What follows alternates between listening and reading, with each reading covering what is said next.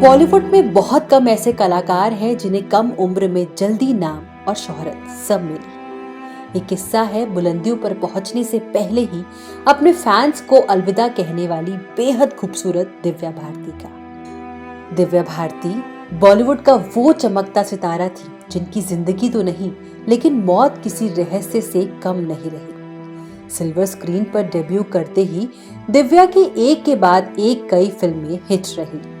कहते हैं कि अपने 3 साल के छोटे से बॉलीवुड करियर में दिव्या भारती ने जो मुकाम हासिल किया था वो आज भी कई सितारों का सपना है।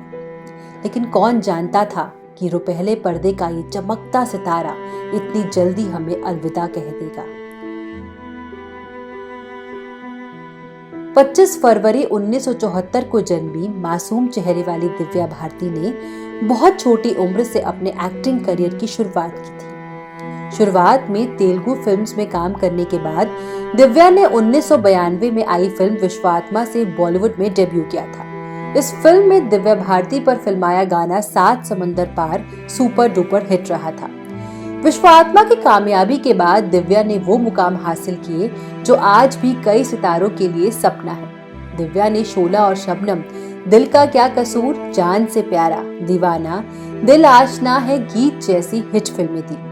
बॉलीवुड में 1 साल में ही दिव्या ने कई स्टार्स को कड़ी टक्कर दी। लेकिन एक दिन अचानक 5 अप्रैल 1993 को दिव्या ने इस दुनिया को अलविदा कह दिया। दिव्या भारती की मौत आज भी एक मिस्ट्री है।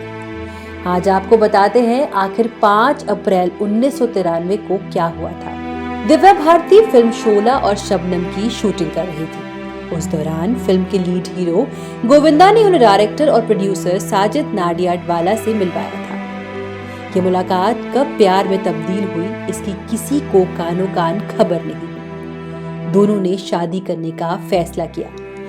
दिव्या ने साजिद नाडियाडवाला से शादी करने के लिए इस्लाम कबूल कर लिया और दिव्या भारती से सना बन गई। और फिर 10 मई 1992 को साजिद से शादी हुई। उस वक्त छपी मीडिया रिपोर्ट्स के मुताबिक दिव्या के मौत के पीछे उनके पति साजिद को जिम्मेदार ठहराया गया। दिव्या की मौत से जुड़े कई अफसाने हैं। किसी ने कहा कि दिव्या ने आत्महत्या की है तो किसी ने इसे महज एक हादसा बताया। लेकिन दिव्या की मौत उनके फैंस के लिए आज भी वो गुत्थी है जो उलझी हुई है। पुलिस कई सालों तक इस गुत्थी को सुलझाने की कोशिश करती रही लेकिन हाथ खाली रहे। ठीक 5 साल बाद पुलिस ने ये केस बंद कर दिया और क्लोजर रिपोर्ट में दिव्या की मौत की वजह नशे में बालकनी से गिरना बताया गया।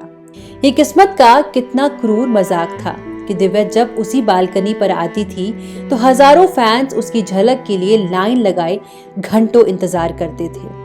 तो फिर उस दिन ऐसा क्या हुआ था? कहते हैं कि दिव्या अपनी मौत वाले दिन बेहद खुश थी। दरअसल उसी दिन दिव्या भारती ने मुंबई में ही एक नया 4 BHK अपार्टमेंट लिया था। मौत से कुछ घंटे पहले ही दिव्या ने फोन करके अपने भाई कुणाल को ये खुशखबरी दी थी। उसी दिन वो अपनी एक फिल्म की शूटिंग खत्म कर चेन्नई से भी लौटी थी। कहते हैं अपने अपार्टमेंट की बालकनी से गिरकर दिव्या की मौत हो गई। वो कैसे गिरी, ये एक मर्डर था या हादसा, ये आज तक एक रहस्य ही है। शादी के 1 साल के अंदर दिव्या भारती की मौत हो गई और दिव्या की मौत अपने पीछे कई राज छोड़ गई। क्या वाकई में दिव्या की मौत के पीछे किसी की साजिश थी? दिव्या भारती का वो मासूम चेहरा आज भी फैंस के दिलों में जिंदा है। हालांकि मौत के बाद दिव्या की 2 फिल्में रंग और शतरंज रिलीज हुई। लोकमत न्यूज की तरफ से दिव्या भारती को विनम्र श्रद्धांजलि।